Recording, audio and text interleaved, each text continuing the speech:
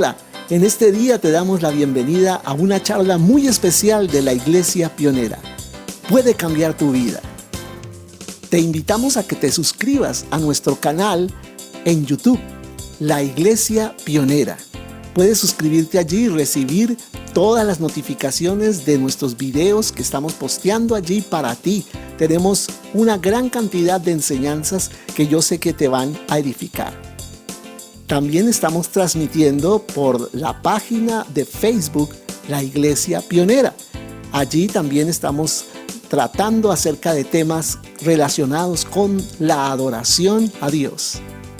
Y por Google Meet también los domingos a las 10 de la mañana estamos reuniéndonos para cantar juntos y para recibir una enseñanza muy importante para nuestras vidas.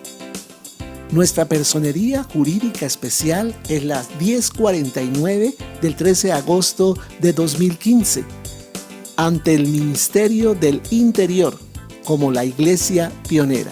Si tú deseas hacer algún aporte, alguna donación para nosotros, para que sigamos extendiendo el reino de Dios a través de la palabra, puedes consignarnos al Banco Caja Social, a la cuenta 240-576-29-287. 240-576-29-287. Es una cuenta de ahorros a nombre de la Iglesia Pionera.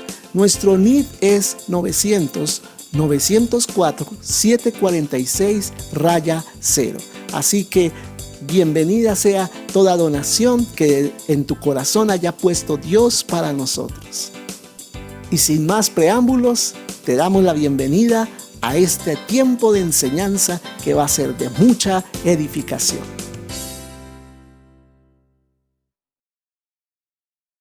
El título de esta enseñanza es ¿qué he hecho con mi vida? ¿No? ¿Qué he hecho con mi vida? Así lo he titulado. Esta enseñanza es lógicamente para todas las personas que han recibido a Jesús en su corazón, ¿no? Aquellos que reconocen que en la palabra del Señor hay autoridad, amén, que la palabra tiene autoridad. Entonces, muchos de los que tienen esa convicción quieren servir al Señor. ¿Cuántos quieren servir al Señor realmente? ¿Cuántos de nosotros queremos servir al Señor? Amén. O al menos lo confesamos, lo declaramos, ¿no? Quiero servirte, Señor, con mi vida, con lo que soy. Sea mucho, sea poco, te lo ofrezco a ti. Amén. Y esa debe ser nuestra actitud. Pero muchas veces, en realidad, hemos desobedecido al Señor. Amén. Muchas veces lo que hacemos es rebelarnos contra el Señor, y la mayoría de las personas, por más que tienen esa buena intención en el corazón, entre comillas, no están realmente tan interesados en servirlo, y en obedecerlo y en escuchar la revelación del Señor. Amén. Sino sencillamente dicen sí quiero, tengo unas ganas, pero se las aguantan. ¿Cierto? En lugar de eso, estamos más interesados en decirle eso sí al Señor, qué queremos, ¿no? Las peticiones, lo que Él tiene que hacer por nosotros, cómo queremos que Él nos bendiga, nuestros propósitos, y cómo queremos lograr esos deseos propios, ¿no? Y eso sí lo traemos todo el tiempo delante del Señor. Y Señor, escúchame esto que te estoy diciendo, que te estoy pidiendo. Y cuando rechazamos el llamado de Dios, yo te quiero decir una cosa para comenzar, porque en esto se centra esta enseñanza. Cuando tú y yo rechazamos el llamado de Dios, decidimos no seguir por donde Dios quiere que yo siga, sino seguir nuestros propios caminos, no estamos interesados en la revelación del Señor, ¿sabes qué va a pasar? Él nos va a poner en un exilio espiritual. Él nos va a permitir ser llevados a un exilio espiritual, a una cautividad. Y eso significa que no estaremos donde Dios quiere que nosotros estemos. Y en Génesis capítulo 47, aquí vemos a los hijos de Israel que están en Egipto. Y como que uno dijera, ¿y qué hacen allá? ¿Qué pasó? Eso no está bien. Eso no es lo que Dios le dijo a Abraham, ¿cierto? Abraham, el Señor no le habló eso al principio. Se suponía que Abraham había dejado el exilio, ¿cierto? Él había salido de la tierra de Ur de los Caldeos e iba a la tierra de Canaán. Fue el lugar a donde el Señor destinó que estuviera Abraham, luego que estuviera Isaac, luego que estuviera Jacob, luego que estuvieran sus hijos, luego que estuviera toda su descendencia. Canaán era la tierra prometida, era la tierra en donde se iba a desarrollar todo el propósito de Dios. Y Dios quería llevar a Abraham, y efectivamente lo llevó de Ur de los Caldeos a Canaán para establecer el fundamento de lo que habría de ser en un futuro el pueblo de Israel. Pero lo que encontramos aquí es que debido a la desobediencia de Jacob, de sus hijos, ellos se ven obligados a salir de Canaán. Y tú te preguntarás, ¿y dónde comenzó la desobediencia? ¿No? ¿Dónde comenzó la desobediencia con esta familia, con estas personas? Recuerden que José tuvo unos sueños. ¿Cuántos se acuerdan de eso? José tuvo unos sueños, ¿sí? En donde veía las estrellas, donde veía el sol, la luna, que eran sus padres, pero todos se inclinaban hacia José. Y veía unas gavillas, ¿cierto? Unos atados de trigo, y en el centro José, y cómo se inclinaban todos hacia él, ¿cierto? Esos fueron los sueños de José, ¿cierto? Y los hijos de Jacob, los hermanos de José, o sea, los que vinieron a ser los patriarcas de cada tribu, ellos no estaban interesados en los sueños de José. Es decir, no estaban interesados ¿en qué? En la revelación de Dios. Y vuelvo por eso a preguntarte esta mañana, ¿estás interesado en la revelación de Dios? Mira bien tu corazón. ¿Qué tan interesado estás en la revelación del Señor? ¿Sí? Porque vuelvo a decir, nuestro mejor deseo, nuestra mejor intención es estar totalmente interesados, pero en la práctica demostramos que estamos más interesados en nuestros propios objetivos, metas y deseos que en realidad en la revelación de Dios. Amén. La revelación de Dios, ¿qué implica? Obediencia de parte de nosotros, para que eso que Él nos revele no solamente nos alegre el corazón y digamos, wow, qué revelación, sino para que eso se vuelva vida en nosotros, para que nosotros caminemos sobre lo que Dios nos ha revelado.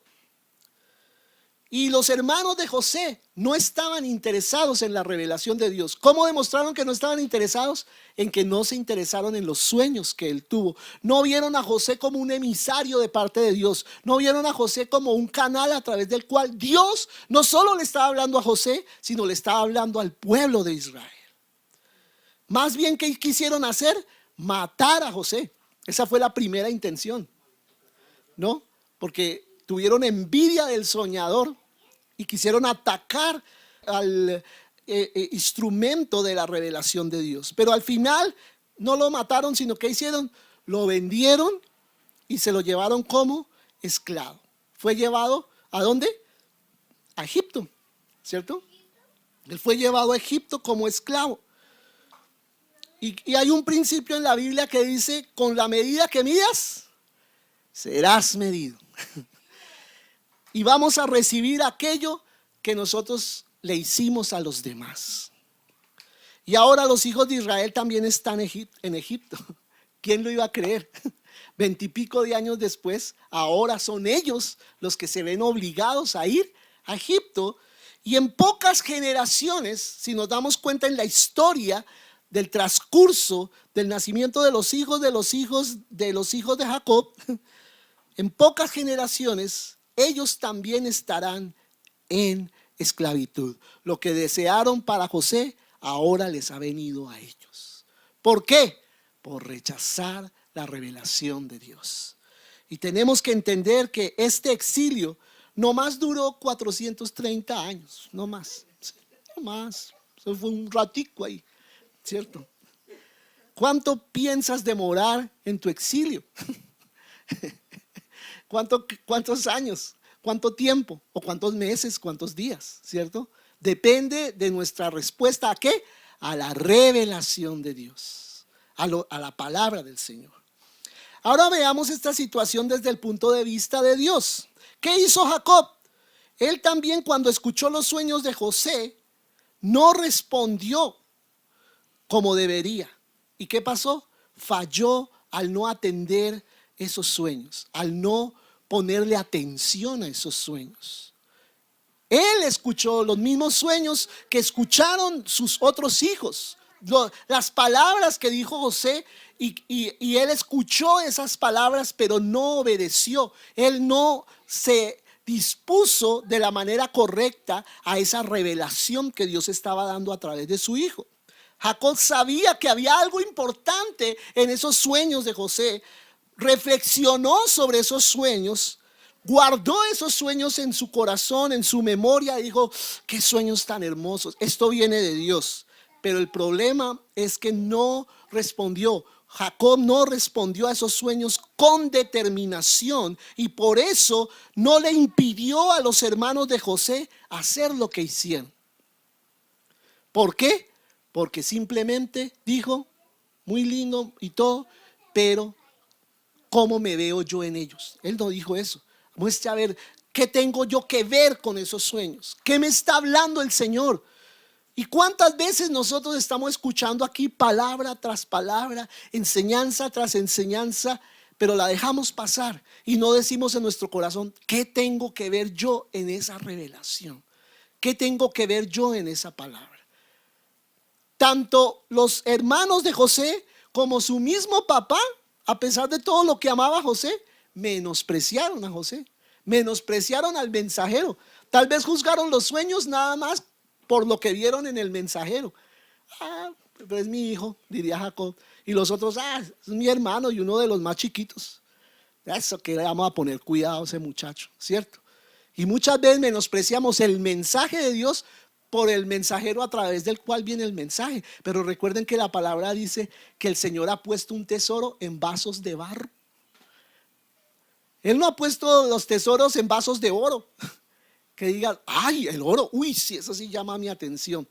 No, ha puesto el tesoro en unos vasos de barro que no tienen ningún atractivo.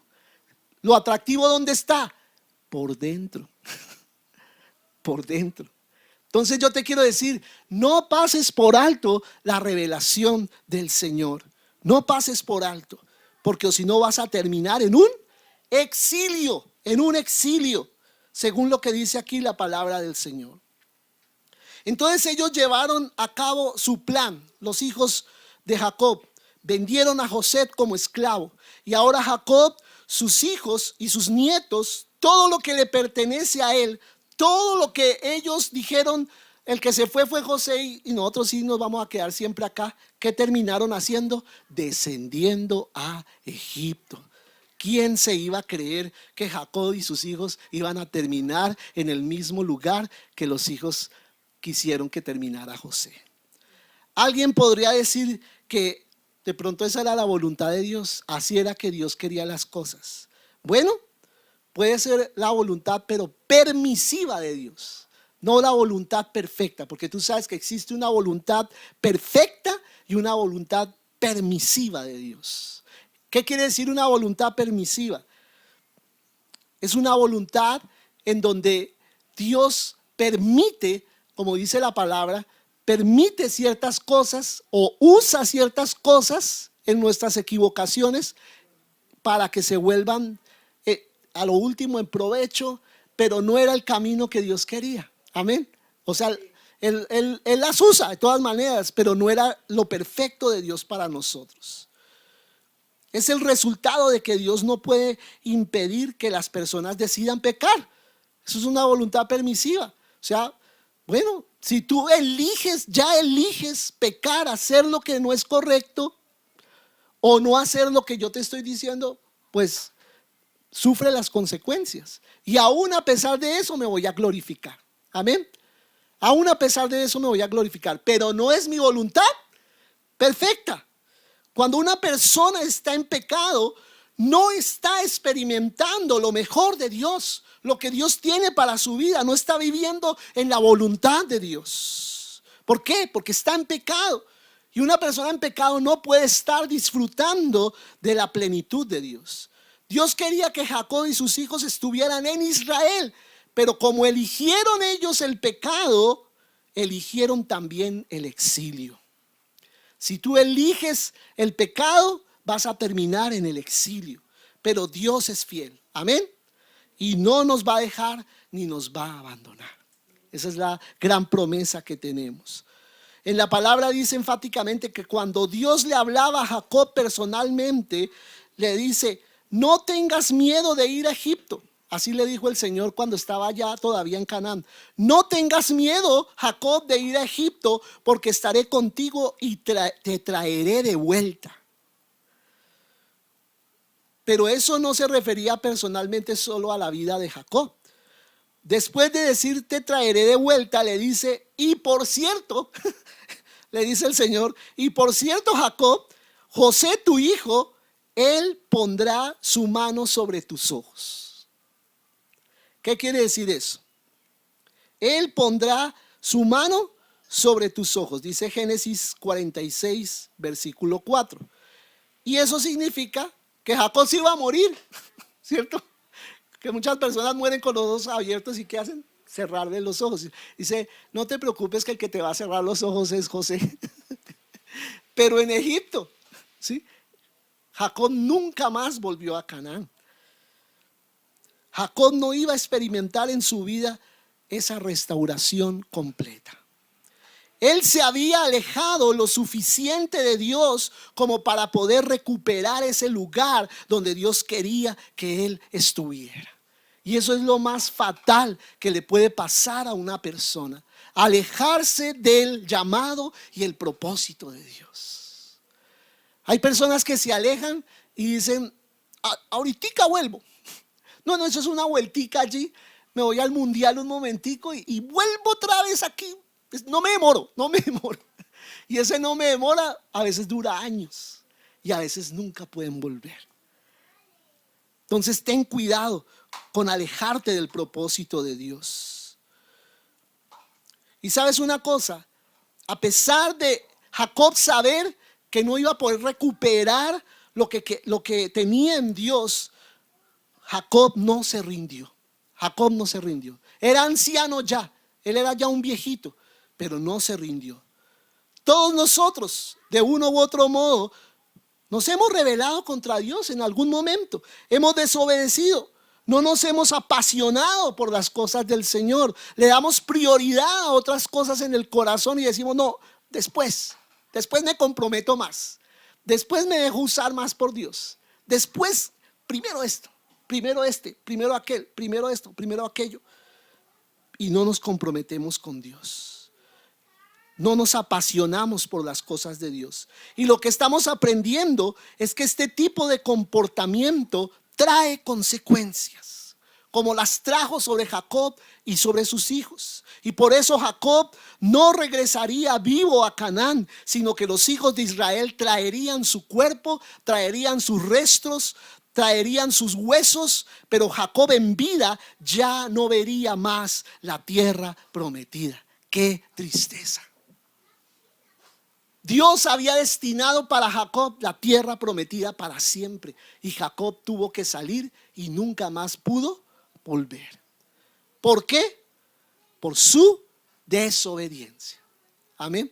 Por su desobediencia. Hay cosas de Dios que Él había planeado para nosotros y que no vamos a poder recibir. Y con tristeza te lo digo: si tú persistes en esa actitud, rebelado contra el llamado de Dios, hay cosas que Dios tenía para ti, pero nunca más las podrás recibir.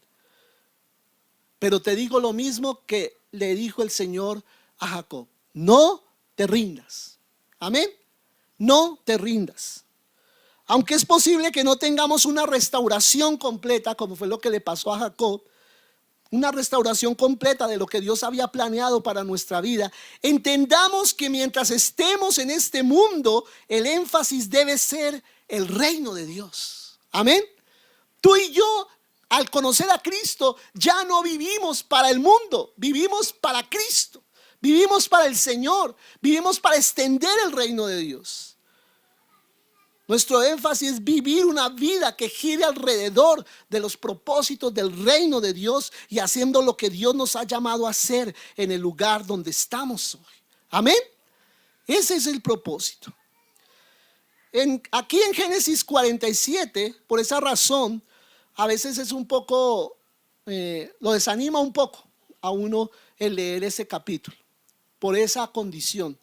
Pero veamos lo que hizo Jacob. Es muy simple, pero profundo. ¿Qué hizo Jacob? Nunca perdamos de vista ese llamado general sobre nuestras vidas. Seamos fieles a eso. No importa dónde nos encontremos, no importa lo lejos que el pecado nos haya alejado de los propósitos del Señor, siempre podremos comenzar a obedecer desde donde estamos. Y yo te quiero decir, ¿dónde estás tú? Así como el Señor llamó a Adán cuando pecó y el Señor le dijo: Adán, ¿dónde estás tú? ¿Cierto? Esa fue la pregunta de Dios a Adán. ¿Y será que es que a Dios se le perdió a Adán? Ay, este muchacho tan vivo, ¿no? Tan vivo, se me perdió, no lo encuentro. ¿Será que no lo encontraba? Claro, como con los hijos pequeñitos, uno sabe dónde están, ellos están escondidos y piensan que no lo están viendo, y uno sabe dónde están, ¿cierto? Y así es Dios con nosotros. Y cuando le dice el Señor a Adán: ¿dónde estás tú? ¿Qué le está diciendo? No solamente el lugar geográfico en el que estaba, sino el lugar espiritual al que había caído. Adán, yo creo que Dios, cogiéndole la cabeza, dice: ¿dónde estás tú? ¿Dónde estás? Mira lo lejos que caíste de la gracia, lo lejos que te fuiste de mi propósito. ¿Dónde estás? ¿Y por qué le pregunta eso Dios? Para que él mismo descubra dónde está. Y así le dijo a Jacob: ¿dónde estás? ¿Cuánto te has alejado de Dios? Pero desde donde estamos puede comenzar nuestra restauración. Desde donde nos hemos alejado, desde ahí puede comenzar la restauración. ¿Qué dice Génesis 47, versículo 1? Dice la palabra: vino José y lo hizo saber a Faraón y dijo: mi padre y mis hermanos y sus ovejas y sus vacas, con todo lo que tienen, han venido de la tierra de Canaán, y he aquí, están en la tierra de Gosén. Amén. Están en la tierra de Gosén. Entonces vemos que los hijos de Israel, todos sus bienes, todas las familias, ahora ¿dónde estaban? En Egipto. Amén. Porque la tierra de Gosén estaba en Egipto.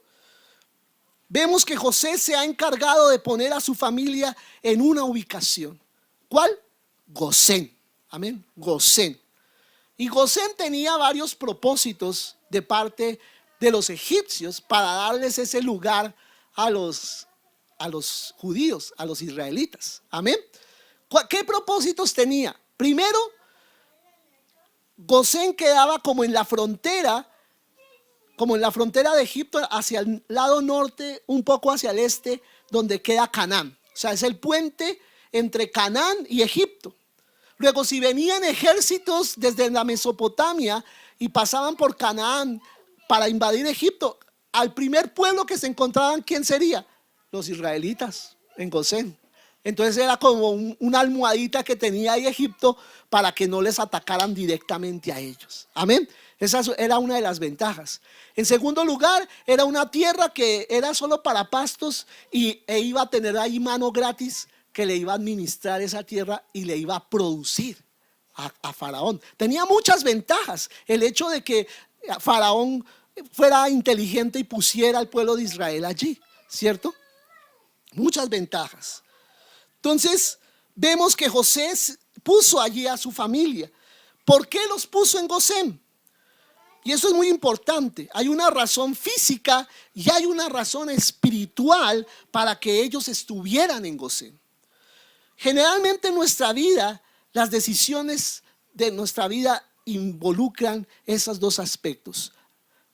Una razón física y una razón espiritual. Amén. ¿Una razón qué? Física y otra espiritual. Hay un propósito físico y también hay un propósito espiritual, y necesitamos ver ambos porque en realidad los dos se unen. Ellos fueron a la tierra de Gosén porque José sabía que ellos eran pastores y ganaderos. Amén. Y estas personas necesitan vivir en cierto tipo de área. en cierto tipo de tierra. ¿Qué eran los israelitas? ¿Qué eran? ¿Qué hacían ellos? ¿Eran qué?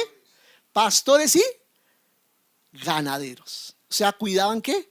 Ovejas, cuidaban vacas. Amén. ¿Sí estamos? ¿Sí? ¿Todos por aquí? Ok. Y la tierra de Gosén era lo mejor de la tierra de Egipto prácticamente para esa clase de trabajo. Era perfecta para pastores, para los ganaderos que quieren tener una finca. Mejor dicho, ahí era el lugar perfecto. Entonces esa es la razón física por la que José puso a su familia en esa ubicación. Pero ¿qué significa la palabra Gosén? Que ahí está el meollo del asunto. ¿Qué quiere decir la palabra Gosén? El nombre de la tierra de Gosén proviene de una palabra hebrea que es Lageshet. Lageshet significa acercarse. ¿Qué significa? Acercarse. Bueno, y yo quiero que ustedes ahí en su mente empiecen a pensar qué tiene que ver acercarse con el pueblo de Israel y con Jacob, ¿cierto? ¿Qué tiene que ver? Acercarse.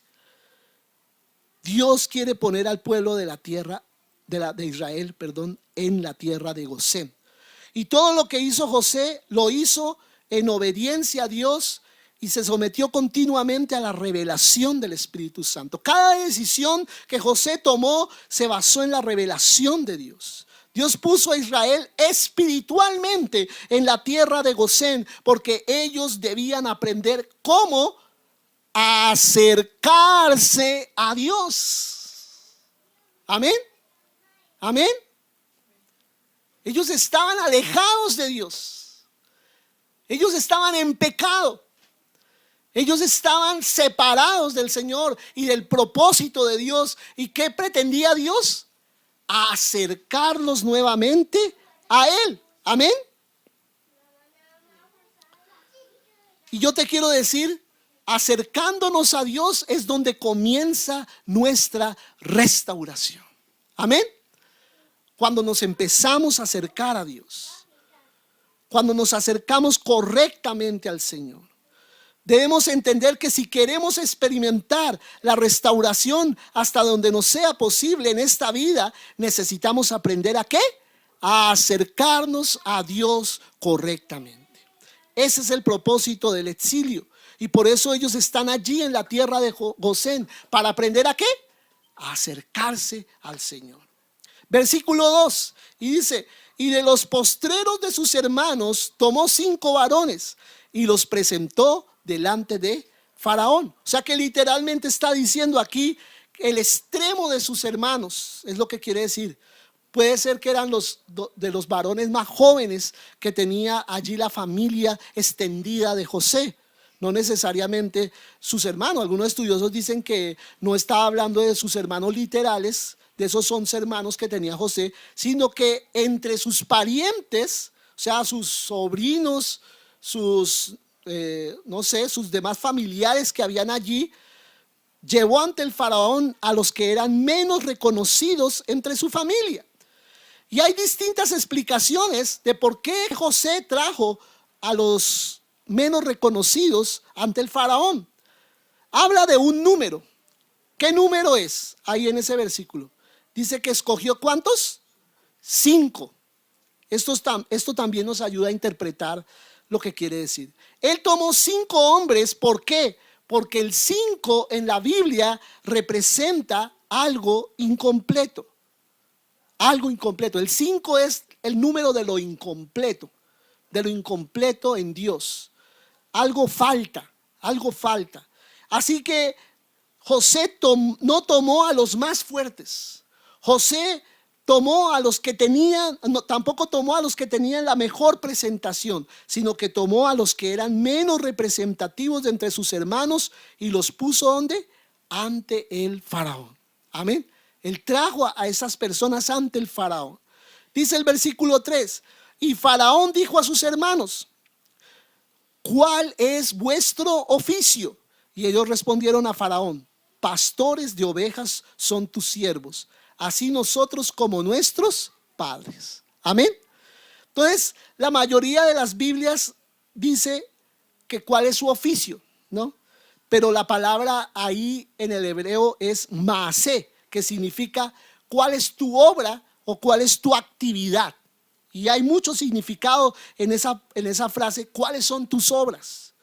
Ellos no respondieron diciendo todo lo que ellos hacían, ¿no? Todas las actividades que ellos desempeñaban, sino que lo tomaron en un sentido general y ellos le dijeron al faraón, pastor. O sea, ¿cuál es tu obra? ¿Cuál es tu actividad? Y no respondieron en plural, sino ellos dijeron, pastor. Eso somos cada uno de nosotros, pastor. Y está en singular la palabra roé. Entonces nos dice que individualmente quieren decir soy pastor, tanto nosotros como nuestros padres. Es decir, históricamente solo hemos sido pastores, cuidamos ganado, somos ganaderos. Eso es lo que están queriendo decir y le dijeron al faraón. Amén. Ese era su oficio. Y dice el versículo 4, dijeron además al faraón, para morar en esta tierra hemos venido, porque no hay pasto para las ovejas de tus siervos, pues el hambre es ¿qué? El hambre es grave en Canaán, en la tierra de Canaán. Por lo tanto, te rogamos ahora que permitas que habiten tus siervos en la tierra de Gosén. Amén. O sea que ellos le están diciendo al faraón lo que él ya sabe, que la familia de José llegó a Egipto y están en la tierra de Gosén.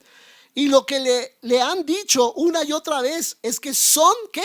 Pastores. Amén. Nosotros somos pastores, ganaderos, y por eso han venido a la tierra sin otro propósito. La hambruna los ha llevado allí. Amén. La hambruna los llevó allí, pero la hambruna es una consecuencia ¿de qué? De su pecado. Amén. ¿Por qué viene hambre a una tierra? ¿Por qué viene hambre y sequía a una tierra? ¿Por qué? Por el pecado. Amén. El pecado atrae la ruina. El pecado atrae el hambre. El pecado atrae la escasez. Y a causa de su pecado ellas estaban en hambre. Amén. Y dice el versículo 5 y el versículo 6. Entonces Faraón habló a José diciendo, tu padre y tus hermanos han venido a ti. La tierra de Egipto delante de ti está. En lo mejor de la tierra haz habitar a tu padre y a tus hermanos. Habiten en la tierra de Gosén. Y si entiendes que hay entre ellos hombres capaces, ponlos por mayorales del ganado mío. ¿Sí? O sea, no solamente vengan y vivan allí, sino además les doy trabajo. Les quiero dar trabajo. ¿Y eso cómo se llama? La misericordia de Dios, ¿cierto? Que a pesar de venir en esas condiciones, el faraón les estaba abriendo campo en su país. Amén. Eso es tremendo, eso es muy hermoso, ¿no? La tierra de Egipto está delante de ti, le dice el faraón. Es decir, todo lo que hay aquí está disponible para ustedes. En lo mejor de la tierra establece a tu papá, a tus hermanos, porque ellos van a habitar en la tierra de Gosén. Entonces ya están ellos allí y vemos que el faraón estuvo de acuerdo con José. Él se puso de acuerdo. José los quería llevar allí y el faraón dijo, sí, estoy de acuerdo, ponlos allí. Eso es gracia del Señor. Amén, gracia de Dios. ¿Y cuántos saben que a pesar muchas veces de nosotros estar en una condición de pecado, alejados del Señor, el Señor da periodos de gracia? ¿Para qué? Para que nos volvamos a acercar a Él. Amén, acercar a Él. Gloria a Dios. Y eso es importante, porque eso es estar de acuerdo con la revelación de Dios. Si el faraón está de acuerdo con José, el faraón está de acuerdo con Dios, porque José es el enviado de Dios. Y es muy lindo ver a José como un tipo de Jesús en el Antiguo Testamento. Amén. Es un tipo, es alguien que prefigura lo que habría de hacer el Señor después. ¿Y qué produce eso? Eso produce un cambio de posición. Amén. Que hace que estés preparado ¿para qué? Para recibir la bendición. Amén. Cuando Dios te pone en el lugar que Él quiere y cambia tu posición, es porque te va a dar ¿qué? Una bendición. Una bendición. Por eso, cada vez que yo he salido de una ciudad a otra, cada vez que me cambio de apartamento, cada vez que hago un cambio así, es porque ahí hay una bendición. Dios me está moviendo hacia una bendición. Dice también el versículo 6: y si entiendes que hay entre ellos hombres capaces, ponlos por mayorales del ganado mío. Capaces es la palabra jail, que la podemos entender de dos formas. Es una palabra que habla de poder primeramente, amén. Se puede usar para referirse a un ejército poderoso, jail, ¿sí? Pero normalmente esa frase se usa con respecto no solo a un poder físico, sino también a la decencia moral, a una persona que es íntegra, ¿cierto? Como por ejemplo en Proverbios 31:10. ¿Se acuerdan de qué habla Proverbios 31? No. La mujer virtuosa, ¿cierto? La mujer virtuosa. Y cuando dice mujer virtuosa, ahí está usando esa palabra, jail, ¿sí? O sea, que es una mujer no solo virtuosa moralmente, sino poderosa por esa misma virtuosidad. Y muchas veces esta palabra se usa para hablar sobre la mejor cualidad que tiene una persona. Entonces el faraón le está preguntando a José si entre sus hermanos había algún hombre de integridad. Y esa integridad está acompañada de poder y de autoridad. Amén. La integridad está acompañada de poder y autoridad. Por eso cuando el papá se porta mal, le dicen los demás: usted no tiene autoridad para decirme lo que me está diciendo, ¿cierto? ¿Por qué? Porque la integridad trae ¿qué? Autoridad. También él está preguntando esto porque se dio cuenta de algo. ¿Sabes de qué se dio cuenta el faraón? Él comprendió la insuficiencia de su pueblo. Entre los egipcios no había personas con integridad. Entonces, ¿qué pasó? Como no había gente de integridad, él dijo: por lo menos en el pueblo de Israel habrá gente de integridad. Entonces él ve a los que son sobresalientes de estos hombres y le pregunta a José: ¿de entre ellos puedes recomendar a alguien que tenga integridad, individuos valiosos? ¿Y para qué los quiere? Dice: para que los pongas como mayorales, es decir, como jefes o funcionarios sobre el rebaño que es mío. Amén. Eso era lo que quería el faraón, ponerlos en un lugar de autoridad. Y esto es interesante porque al final del capítulo 46 vemos que los ganaderos y los pastores, ese tipo de trabajo o profesión es una abominación. Era una abominación para los egipcios. El que era pastor era alguien abominable, alguien despreciable.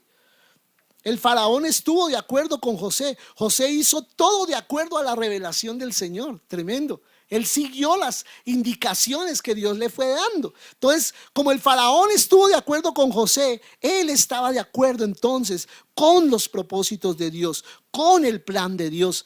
Y hay gente muchas veces que es del mundo, pero por el solo hecho de ponerse de acuerdo con nosotros para hacer algo para Dios, ya están de acuerdo con Dios. Y esa gente del mundo hasta Dios la usa para ayudarnos a nosotros a hacer la obra del Señor. Tremendo. Cuando hacemos las cosas así, experimentamos la bendición. Y por eso tan pronto como estuvo de acuerdo, dijo: ¿hay algún hombre de valor entre tus hermanos a quien puedas poner como funcionario, como jefe de mi ganado? Y aquí se refiere a todo el ganado que él tenía, a sus posesiones. Amén. Ahora, ¿qué dice el versículo 7? También José introdujo a Jacob su padre, dice la palabra, y lo presentó delante de Faraón, y Jacob bendijo a Faraón. Aquí vamos concluyendo y vamos llegando al meollo de esta enseñanza. El faraón había preguntado si había alguien entre sus hermanos, si había alguien entre su familia, un hombre valioso. ¿Tienes un hombre valioso, un hombre capaz, un hombre íntegro a quien pueda yo usar? Y justo después de esa petición que le hace el faraón, José fue y trajo ¿a quién? ¿A quién trajo? ¿A quién trajo José? A su padre, a su propio papá, a Jacob, y lo puso delante del faraón. ¿Y qué hizo Jacob? Dice la palabra, y Jacob lo primero que hizo, ¿qué fue? ¿Qué fue? ¿Qué dice la palabra? Ahí dice saludarlo, pero en el original dice: y bendijo al faraón. Y bendijo al faraón. Jacob bendijo al faraón. Entonces, ¿qué pasa? vemos que no solamente José está respondiendo a lo que el faraón está pidiendo, sino que también vemos a Jacob siendo Israel. Jacob en este momento está siendo Israel. Es decir, que Jacob ahora sí está cumpliendo el llamado que Dios le dio a su pueblo de pacto. ¿Cuál fue el llamado que Dios le dio al pueblo? A través de Abraham. ¿A qué puso Dios a Israel en el mundo?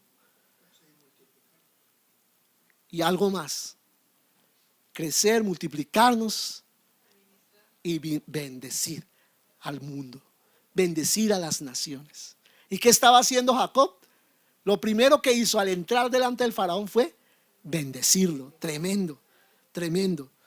Es decir, que él está cumpliendo su propósito. Y Jacob está en el exilio, en una situación en la que nunca él va a volver a la tierra prometida.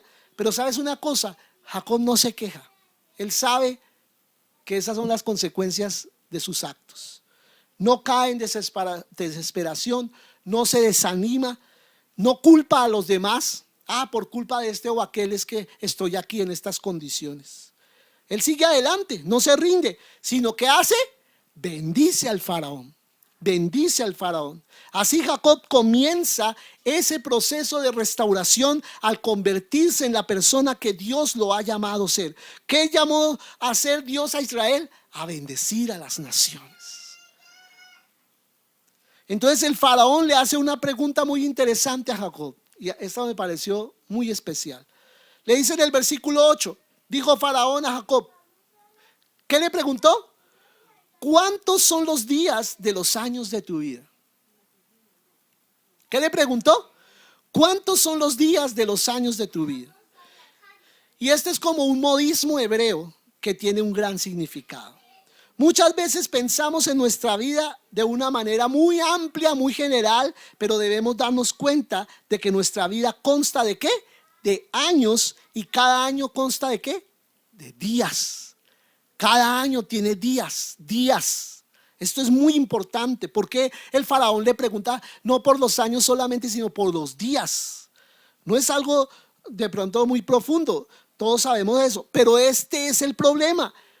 No vivimos así. Nosotros no vivimos con esa conciencia. No entendemos que nuestra vida es la suma de varios años, y esos años están compuestos por días. ¿Qué estamos haciendo hoy? ¿Qué hicimos ayer? ¿Qué vamos a hacer mañana? ¿Qué hicimos antier? Todo eso son días, ¿ves? Y uno amanece, se levanta, pasa la mañana, llega el mediodía, ya llegó la tarde, llegó la noche y se acabó el día. ¿Y qué estás haciendo con cada día? ¿Estás dejando pasar los días?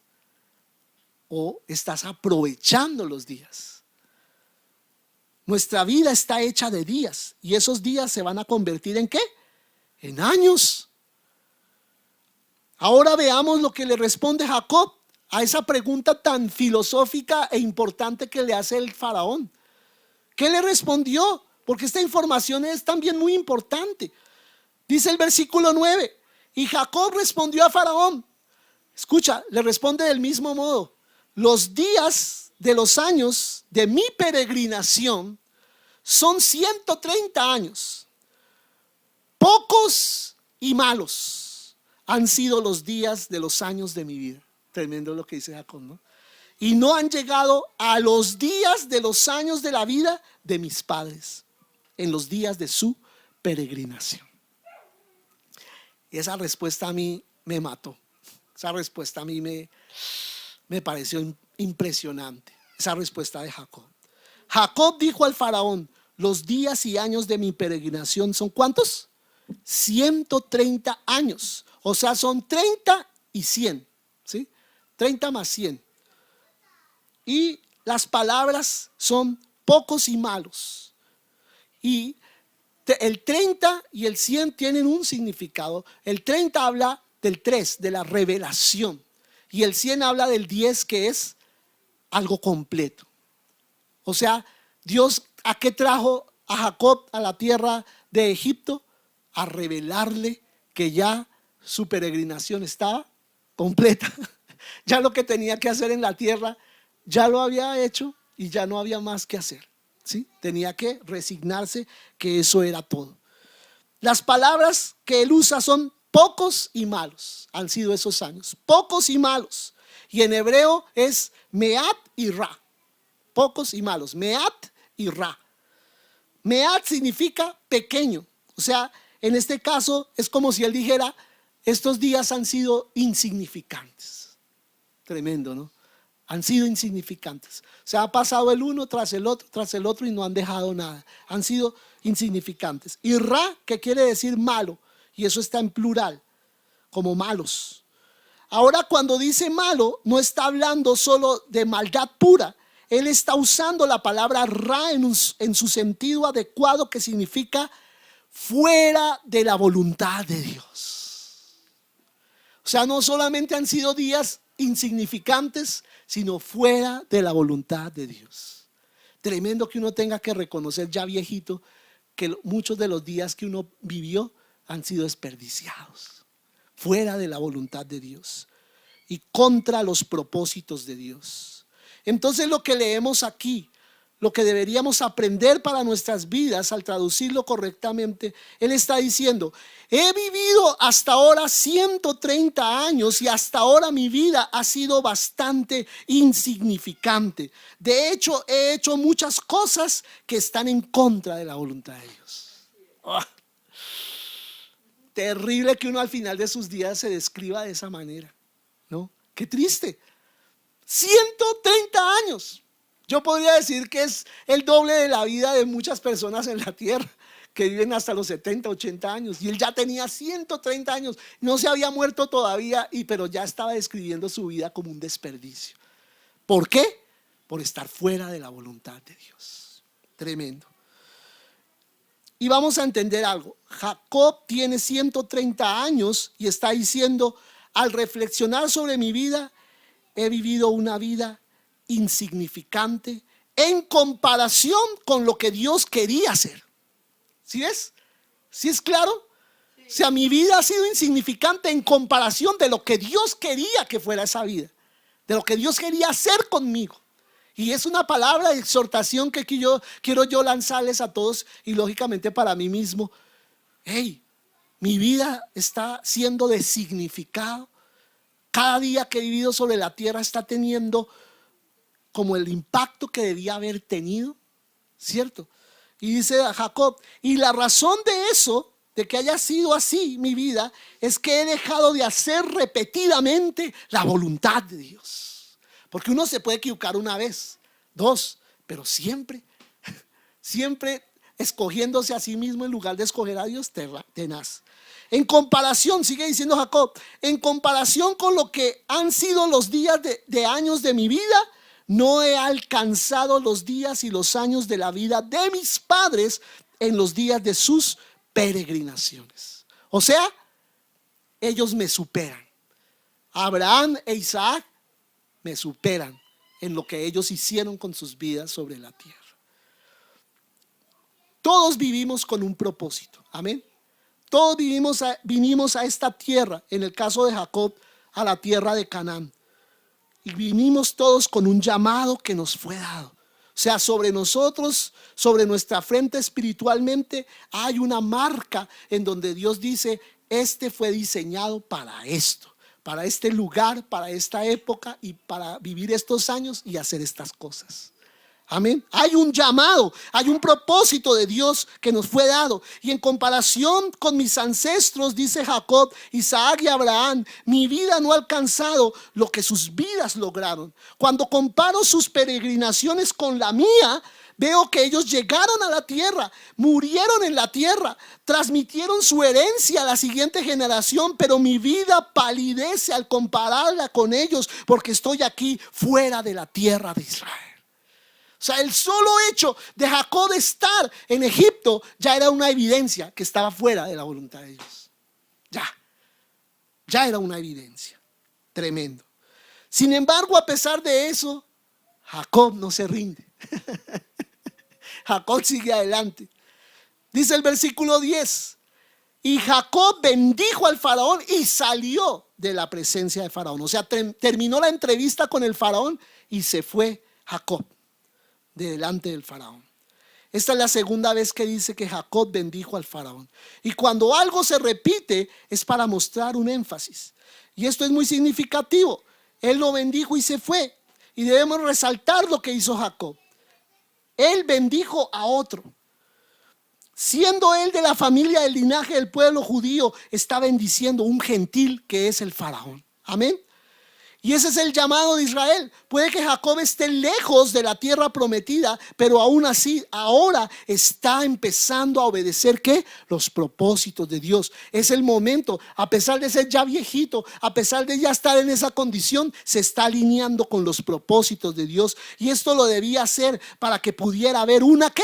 Restauración. Si Jacob no hace eso, su vida no empieza a ser restaurada. No solo su vida, sino también la de sus hijos. No solo la de sus hijos, sino la de las próximas generaciones. En las generaciones que están por venir, para que pudieran experimentar esa restauración completa. Amén. O sea, lo que cada uno de nosotros estamos haciendo hoy determina lo que va a pasar con nuestra descendencia. ¿Qué va a pasar con nuestra descendencia? Tanto natural como espiritual. ¿Qué va a pasar? Tenemos que ¿qué? Alinearnos. Amén. Alinearnos con la voluntad de Dios. Jacob estaba sentando las bases en su vida. Y eso es un consejo muy sabio para nosotros. Tú puedes que seas una mujer o un hombre ya ancianos, que está escuchando esta enseñanza, pero incluso si estás muy cerca de morir, si te es posible, bendice a otras personas. Amén. Bendice a otros. Dales el evangelio. Comparte con ellos el mensaje que has aprendido a lo largo de tu vida. No vivas una vida insignificante. No vivas en desobediencia a la voluntad de Dios. Incluso si solo tienes una oportunidad más para servir a Dios, hazlo. Comienza esa recuperación, esa restauración por la cual te acercas a Dios. Amén. Comiénzala. Porque ese es el tiempo de alinearnos con la voluntad de Dios. Lo que te falta en esta vida, tú por la gracia de Dios lo vas a experimentar en el reino de Dios. Tú puedes decir, no, pero es que no logré conseguir la plata que quería, la posición que quería, esto o aquello. Y el Señor te promete, no te preocupes por las cosas que aparentemente son pérdidas en este mundo. Vas a tener ganancia en los cielos. No te rindas, como hizo Jacob, no te rindas. No vivas desanimado, no vivas desesperado. Sé una bendición. Eso es lo que hizo Jacob. Que a pesar de haber llegado ya a esos extremos de su vida, fue una bendición. Dice el versículo 11. Así José hizo habitar a su padre y a sus hermanos y les dio posesión en la tierra de Egipto, en lo mejor de la tierra, en la tierra de Ramsés, como mandó Faraón, porque así llamaban a Gosén, la tierra de Ramsés. Y acá dice posesión, les dio posesión, que literalmente puede ser traducido en hebreo como una finca. Les dio como un complejo o una mansión. Y en este caso podríamos verlo como una finca grande en Gosén. Pero literalmente la palabra poseer. José hizo que su padre y sus hermanos se establecieran y les dio una posesión en la tierra de Egipto. Amén. En lo mejor de la tierra, en la tierra de Ramsés, como dice aquí la palabra, tal como el faraón lo dijo, les dijo a ellos. La ciudad de Ramsés estaba en la tierra de Gosén. Y dice el versículo 12. ¿Qué dice el versículo 12? Y alimentaba José a su padre y a sus hermanos y a toda la casa de su padre con pan según el número de los hijos. Tremenda responsabilidad de José, ¿no? Los alimentaba. ¿Qué quiere decir eso? Que era un hombre responsable. De su papá ya anciano. Hay muchos hijos que se olvidan de los papás ya viejitos y los dejan allá a su suerte, ¿cierto? Pero él, ¿qué hizo? Estuvo pendiente que él comiera hasta el último día de su vida. Amén. Estuvo pendiente de su familia, les dio sustento. Amén. Esa palabra dar sustento quiere decir que él sostuvo a su familia y les dio pan. No para los padres o los hijos, sino que se usa una palabra que significa niños pequeños. Y aquí esta parte es muy importante. Les dio pan a toda su familia, pero el énfasis aquí está colocado ¿en quiénes? En los niños más pequeños. ¿Qué quiere decir eso? Que José lideró esta familia y le dio prioridad, le dio preferencia ¿a quién? A la siguiente generación. Él se enfocó en la siguiente generación, en los niños. Y es simplemente algo profético de lo que Dios les dice aquí a las personas fieles que deben hacer. Enseñen diligentemente a sus hijos la palabra del Señor. Debemos enseñar a estos niños la palabra de Dios. Sacar tiempos no solo de sino en la casa, a enseñarles ¿qué? La palabra del Señor. Ese término pan puede ser tanto físico como sustento también espiritual. Amén, una provisión espiritual. Y eso es lo que hizo José. Él llamó a su familia para que entendieran su llamado espiritual. Amén. Dios puso por fin a Jacob, Dios puso por fin a sus hijos al lado de José para que entendieran lo que cuando era muchacho no entendieron. Pero 20 años después de semejante crisis de hambruna que vino sobre la tierra, ellos vinieron a ponerle cuidado ahora sí a Dios y a decir: ¿qué era lo que nos querías decir? ¿A cuánto les pasa eso? ¿Cierto? Que pasan años de los años y dicen: bueno, Señor, ahora sí te pongo cuidado. Después de este divorcio, ahora sí te pongo cuidado. ¿Qué era lo que me querías decir? Ay, qué pena, Señor, que no te puse cuidado. ¿Qué era? Amén. Así pasa. Después de una enfermedad tremenda, después de la muerte de algún familiar querido, ahora sí, Señor, ¿qué era lo que me querías decir? Eso era lo que él buscaba hacer. Pero la pregunta es: los hijos de Israel, sus hermanos y las próximas generaciones, ¿serán fieles a ese llamado?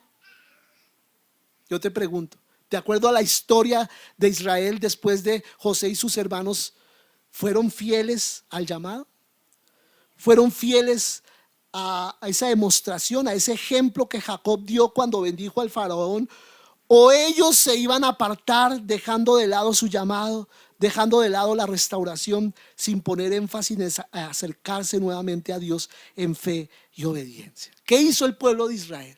¿Fueron o no fueron obedientes? No. En esos 430 años que vivieron en Egipto, siguieron siendo esclavos. Si ellos hubieran obedecido y seguido el ejemplo de José y de Jacob que les dio en ese momento, ellos no hubieran seguido en esclavitud. Dios los hubiera prosperado, bendecido y hasta se hubieran apoderado de la tierra. Pero como siguieron en desobediencia y en pecado, siguieron en esclavitud. Amén. O sea, Egipto fue siempre para el pueblo de Israel un lugar de exilio, un lugar de maldición. Amén. Aunque fueron bendecidos en el exilio, amén, pero no en la dimensión que Dios los quería bendecir, porque la tierra de ellos no era Egipto, la tierra de ellos era Canaán. Amén. No te rindas, te digo esta mañana. Sé fiel en las cosas pequeñas y encontrarás que tendrás una gran influencia en quienes te rodean. Amén. Esa es la palabra que quiero dejarles en esta mañana de parte del Señor. Amén. Entonces vamos a estar en pie y vamos a orar en este día. Es una enseñanza de pronto que nos llama la atención, ¿cierto? Pero es importante. Amén. La pregunta que yo hice al principio del título de esta enseñanza: ¿qué estoy haciendo con mi vida? ¿Qué tan trascendente está siendo mi vida? ¿Qué tanto estoy atendiendo a las revelaciones del Señor? Porque tú no puedes decir que Dios no te está revelando cosas, que sí lo está haciendo, sí te está hablando.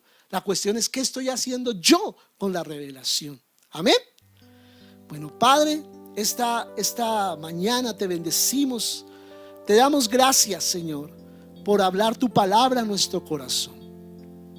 En este día, Señor, nos arrepentimos si hemos estado, Señor, oh Dios, jugando con tu gracia. Si hemos estado, Señor, oh Dios, apartados de tus propósitos, Señor, oh Dios, y solamente buscándote para que nos des aquello que necesitamos, aquello que deseamos recibir, pero no aquello que tú necesitas que nosotros hagamos para ti. Perdónanos, Señor, por ponernos nosotros como prioridad por encima de ti. No queremos, Señor, oh Dios, vivir vidas centradas en nosotros mismos, sino centradas absolutamente en tus propósitos, en tu reino, en tus planes para este mundo, Señor. Hay personas que nos has colocado al lado, hay compañeros de trabajo, hay vecinos, hay amigos que nos has colocado al lado para que les hablemos de ti. Y nosotros preferimos hablar de otras cosas, a veces tan vanas, pero no hablamos nada que tenga que ver con tu reino. Y nos arrepentimos en esta hora, porque tú nos has dicho hoy en la palabra, desde el punto en donde nos encontramos, desde ese punto podemos empezar a ser restaurados y podemos empezar a retomar el llamado que tú nos has hecho, Señor. Por eso no queremos ser desobedientes a ese llamado. No queremos llegar a esa edad de anciano que llegó Jacob, y ahí sí reflexionar y caer en cuenta que hemos dejado hacer tantas cosas que debíamos haber hecho desde hace tanto tiempo, Señor. Aquí estamos nosotros, y en esta mañana preséntate delante del Señor y dile: Señor, aquí estoy delante de ti. Aquí estoy delante de ti. Yo me humillo, Señor. Yo me rindo y te pido que me alinees con tu perfecta voluntad. Gracias, Señor. Gracias por estar conmigo. Gracias por amarme. Gracias por perdonarme. Y gracias por ungirme para cumplir tu llamado. No estoy solo, cuento contigo y tú lo harás. Tú harás que eso sea posible. Te doy gracias, Señor, en el nombre de Jesús. Amén y amén. Bien, mis hermanos, les bendigo. Dios les bendiga esta palabra. Bueno, les animo ahí a los que están en la transmisión, los que quedaron en la transmisión, les bendecimos en esta mañana. Bendecimos a los que están en la transmisión por YouTube también, y les animamos a conectarse los miércoles 8 de la noche, los viernes también a las 8 de la noche y los domingos a las 10 de la mañana para seguir compartiendo juntos la palabra del Señor. Un abrazo para todos y que el Señor les bendiga.